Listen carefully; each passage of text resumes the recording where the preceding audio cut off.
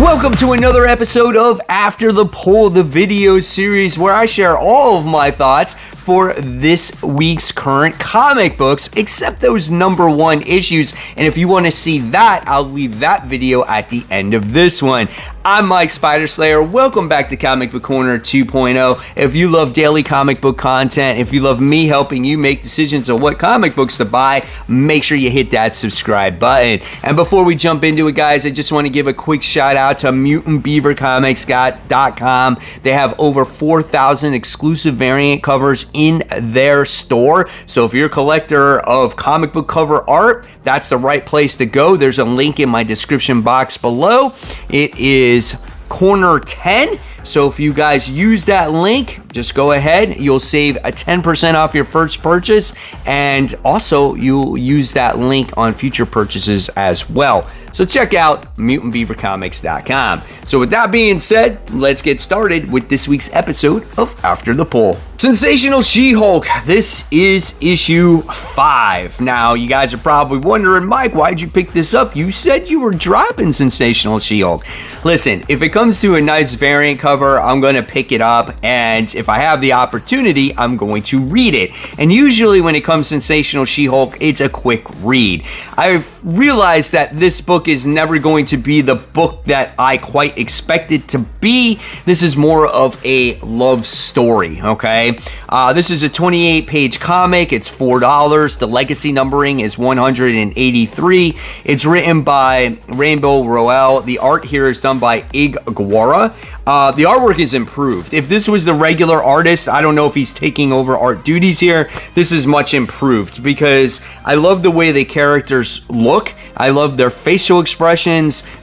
Jen looks a lot more dominant when she is in her She-Hulk persona, and I love the way the aliens look. And there's definitely some emotion going on in this comic book. So that's an improvement in my eyes. Now, this story really was more of a Patsy Walker story in many ways because we get to see her confront Hellstrom again. And these two had a relationship with each other. They were hanging out at their favorite bar. This was some type of Avengers reunion. And this was like a gateway where all these particular demons were going. So Hellstrom had to, kind of lure them back in again, right? So you get to see an emotional moment between Patsy and Hellstrom, and it was all right, you can feel it. And then the big thing, though, about this book, the kicker, is that it was Avengers reunion. Carol comes to Jen here and says, hey, listen, do you want to be an Avenger? Once again, we could use you on the team. You would be a very integral part of the team. And obviously, Patsy thinks there's an invitation there for her too. And she's like, yeah, I'm on board. Let me go, So that was kind of funny, and Jen is just on the fence about the whole thing in general. So because of the situation that happened in the past with the Avengers, so we get to see her, reunite with the Jack of Hearts in the comic, and again, you get to see their relationship continue. Listen, when it comes to this book, it's just like I said, it's not something that's really up my alley. I'm tired of the soap opera relationship stuff. And if there was some fighting in this book, but again, it's so much Jack of Hearts, and there's so much oh, I love you and you love me and this and that. There is a story in there, and I find myself interested with the whole Avengers thing, but how long are they going to draw that out for, right? So will I continue to read this? I don't know. I think it's just going to determine on the comic book week. If it's a light week, I still might just jump right back on just to see what happens, and with the improved artwork, that's a +2, but it still wasn't a story that just was awesome. So I think I'm just gonna give this a C+. It was better, but still not great, or should I say sensational. Venom issue 30. Yes, we have legacy numbering 230. This is 28-page comic for $4. We have Al Ewing. CFO does the artwork in this? I'm not even sure. The symbiotes look pretty cool. In this issue, I thought the artwork really shined as we got to see definitely some brutality going on. Carnage makes his appearance in here, so it's very grotesque in certain areas. I like the artwork in this issue. I thought it was pretty good. Now, after reading this issue, pretty much everything has gone full circle, and I feel like this book is starting to get back on track. I know a lot of people weren't happy with Natasha having her symbiote. We got a lot of stuff going on with Dylan, and when people see a Venom book, they want to read the story that has to deal with Eddie, right?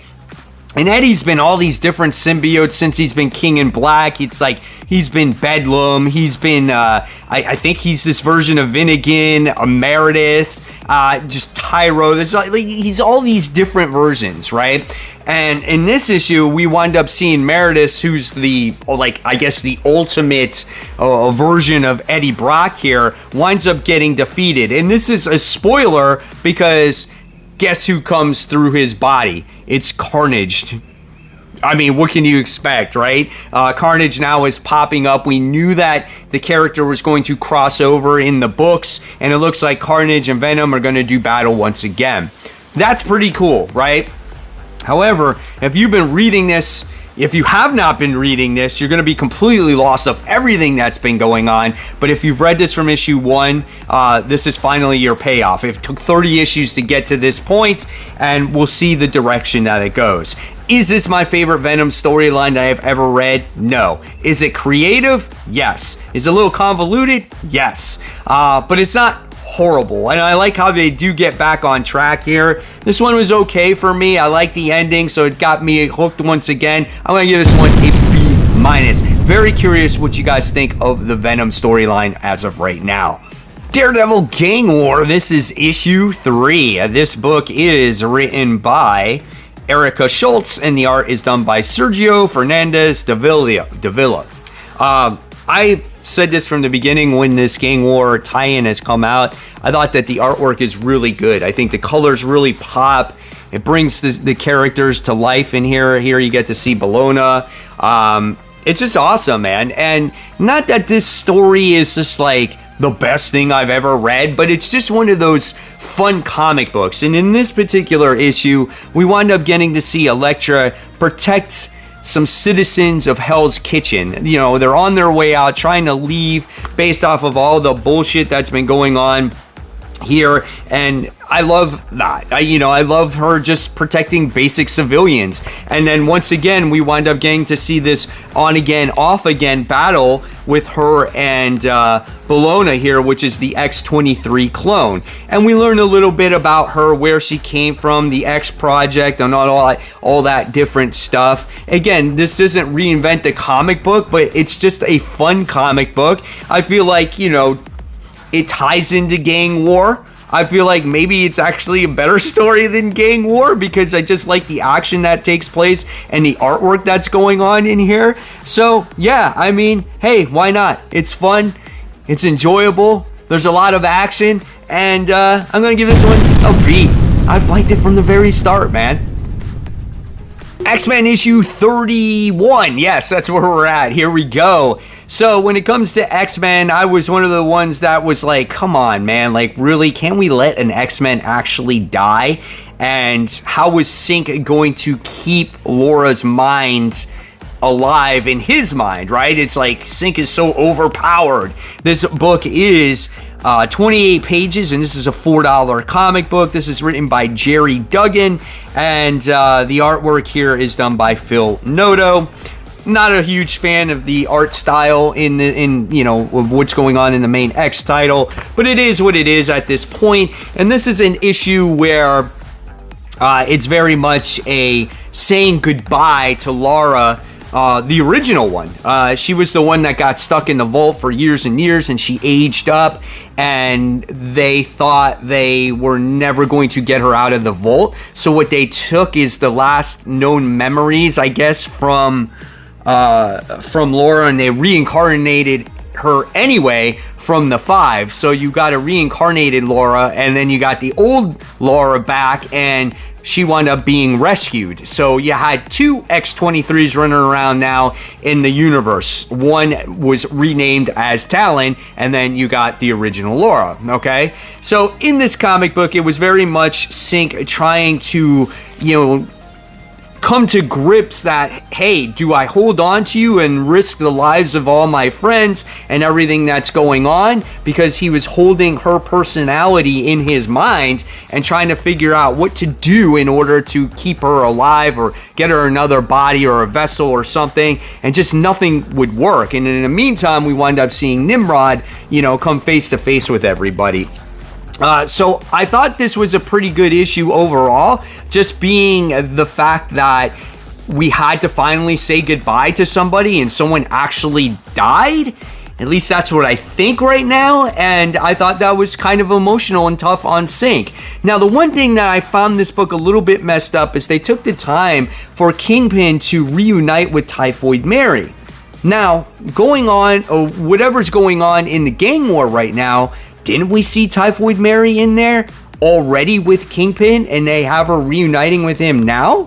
So I'm a little bit confused on that when it comes to the whole continuity situation with, Marvel and the X-Men and Spider-Man and all that stuff. But otherwise, if you look besides that, this was a nice emotional goodbye between the two characters. And we'll see if she actually stays dead. Was it the best issue I ever read? Nah, not really. But still, at least it had some emotional drive to it. So at the end of the day, I'm going to give this one a B. Superman 78, The Metal Curtain. This is issue 4. It's a 32-page comic for $4, written by Robert Venditti. The art is done by Gavin Godfrey, and the artwork in this book is it is what it is. I mean, it kind of gives you a little bit of an old school flair of the way Superman or Clark Kent looked like back in the 70s. We will end up getting to see, once again, another battle between Metallo and Superman. So, yeah, the artwork was fine. It's serviceable. It's just very simplistic. Nothing, super detailed or anything else, but it is good artwork, okay? So, what was this issue about? So, in this one, we wind up seeing Metallo come to American soil, and he declares war on Superman. And that's pretty much the issue, right? We just get to see more fighting, more battling in this one. And I guess the kicker when it comes to this book, though, is that we wind up seeing Lex Luthor make his appearance. And that's the first time we've seen that. And strangely enough, he gives Superman the weakness to Metallo on how to turn off his suit, and basically it winds up having him win this particular battle or this round in this war that he's having with Metallo. It was cool to see Lex Luthor in here, as he's this sniveling, conniving self as he is in here, but he's very diabolical and smart at the same time. So this is, again, still a very enjoyable read, even though it's a little bit repetitive. I do like reading it, and I'm gonna also give this one a B. What do you guys think of Superman 78 as of right now? The Avengers, this is issue 10. This is written by Jed McKay, and the art is done by Carlos Villa. I like Carlos Villa's artwork. I think the characters look cool. There's nice, little action scenes, which this book has not suffered from action. Like, literally every single issue has been a lot of action, a lot of fighting, and my biggest gripe about this story is, when are we going to progress the story? Because it just feels like all we get is a constant battle in here. Well, in this comic, we finally find out I guess, progress the story, or does it actually go backwards? Like, everything that we've gotten to this moment in time has kind of been erased, and I'll explain. So we get this one guy from the Twilight Court by the name of, I think his name is Madrid, and what happens is he comes across Kang. He's lying in the hospital bed, I guess you could say, and there's this moment that Kang has been striving for, to try to get to before this other character does, right? And what happens is he basically erases that moment from his mystery. He doesn't from his head. He doesn't kill him, but he releases it so they can still battle to find this particular moment that you have no idea what it is, okay? And that's the end of that portion of the story. So it looks like that portion is going to come to an end, because what happens is Kang wakes up. He blames the Avengers for not helping him defeat the other Twilight Court people. and he just like takes off and goes time jumping once again. So all that is, I guess, done for now. Then all of a sudden you wind up getting Scarlet Witch, and you wind up seeing Thor going together, and they search out Nightmare because it looks like they were having their biggest nightmares come true, and it was a call for help because Nightmare is finding out that the whole, I don't know, what is it, the 8th world, the 8th cosmos is in danger of dying, and if all of those people die, he's not going to have all those dreams or nightmares to fear on, and if that happens, that severely hurts him. Like, because think about it, if Nightmare doesn't have any fear, he has no fix. It's like his drug, right? So it looks like he's asking the Avengers for help, and now they got to go on this battle. So what I've come to realize when it's come to this version of the Avengers at this point is that this is an Avengers team that is no longer helping the people on Earth. It looks like this is going to be a cosmic adventure where everything is going to be taking place in space, because when you saw their battle of operations, they took on that impossible city that is like basically flying in space. So that's their home of operations, and it's kind of like the Justice League where they can go to anything in outer space and stop it. So while Jed MacKay's run is going on, will we see Avengers back on Earth? I don't know. And I don't know if that really works for me, but we'll see. We'll see how this develops. I'm going to give this one a B-, because I felt like we went backwards a little bit. But let me know in the comments below, what are you guys thinking about Jed MacKay's Avengers run? Does it work? Doesn't work? Or does it need more time? Here we go. We got Batman issue 142, the Joker Year 1 Part 1.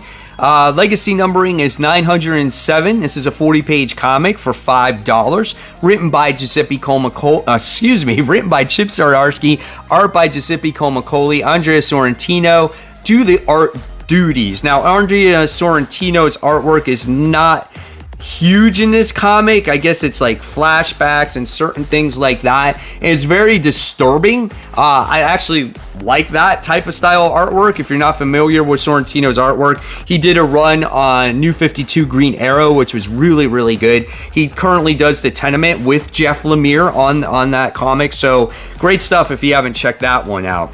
Now, when it came to the Joker Year 1 storyline, I was like, oh, okay. Like, Batman's in the jail cell, Joker's in the jail cell based off of what happened with Failsafe and Zur-En-Raw, or whatever his name is. And I thought we were going to get this, like, cool story, right? But this is more like 3 Joker stuff. And I'm like, whoa, wait a second. We got all this stuff going on with, like, 3 Jokers and this inner monologue of what the Joker was thinking and his obsession with Batman from the very start. Like, I don't know if I like this. Like, I found it very confusing, even for a person that's read a lot of Batman in the past few years. I was just like, oh my god. And this did remind me a lot of the Joker series because of Colmacoli's artwork.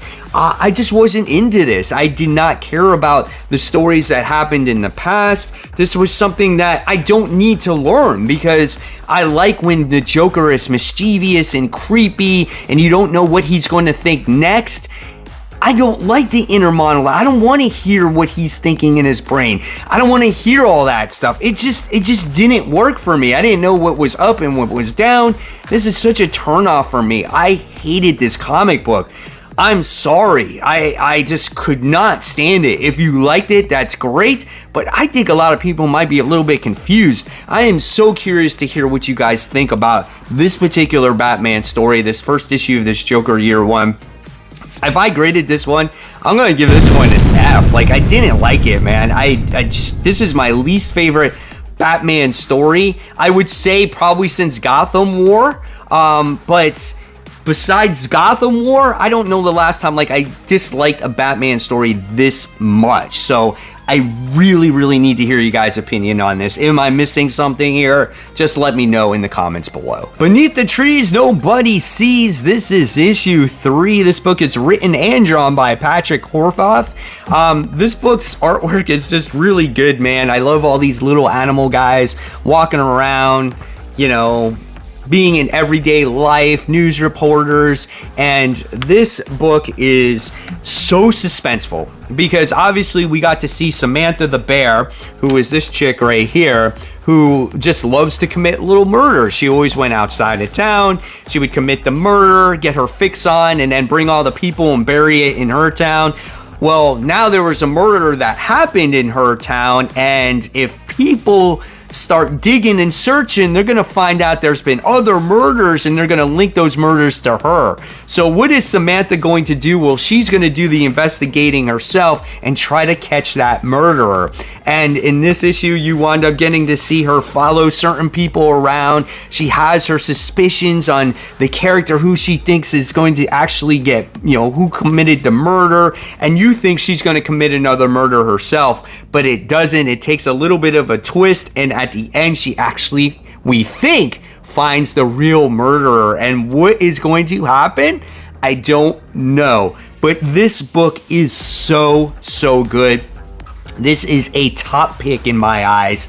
It's very, again, suspenseful. It has you at the edge of your seat. You don't know what this little bear, who seems so innocent, is going to do next.